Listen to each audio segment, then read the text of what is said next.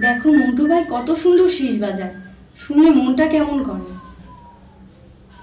আমার মনটা জানি কেমন করে, পঞ্চায়েত ওই পাগলার নরলি ধরিয়া একদম টাইনা ছিঁড়ে ফেলাই। তুমি এগুলো কি বলতেছো?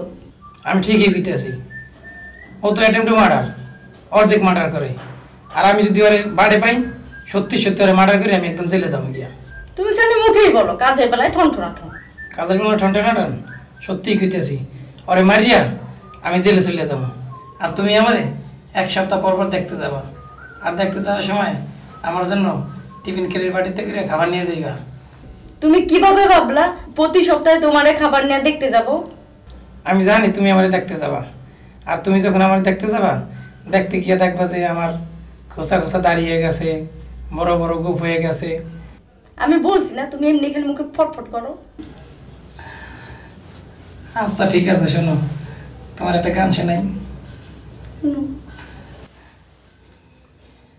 আমি বন্দি কারাগারে,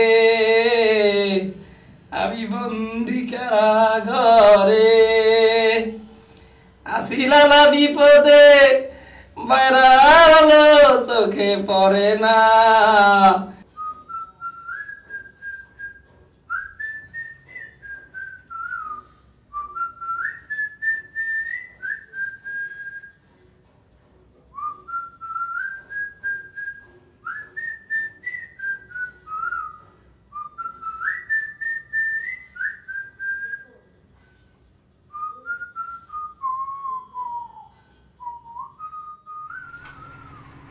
ও রে নীল দরিয়া আমায় দে রে দে সারিয়া,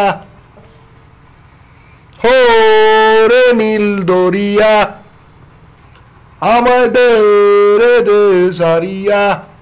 কি শুরু করলা? তুমি আমাকে ঘুমাতে দিবা না? তো তোমার ঘুম আসলে তুমি ঘুমাও, আমার এখন গান গাইতে ইচ্ছা করতেছে, আমি গান গাইতেছি। আর 2টার সময় গান গাওয়ার দরকারটা কি তোমার? হ্যাঁ কেন? কানের কাছে এরকম বেসুরা গলায় গান গেলে মানুষের ঘুম আসে। ও তোমার সুর লাগবে? সুর পাইতেছো? ও আমারটা সুর লাগে না, না? আর ও যে দিক দিয়ে এই এত রাত্রেবেলা এখানে পায়চারি করতে করতে শীষ বাজিতেছে, ওটা খুব সুর লাগে না?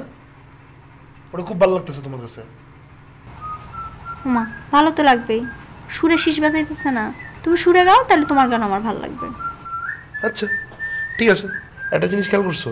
এই মজনু বাইরে পায়চারি করতেছে, শীষ বাজিতেছে, আর তুমি আছো আমার সাথে এখানে শুয়া। এই বেচারার জন্য আমার মায়া লাগে, বুঝছো?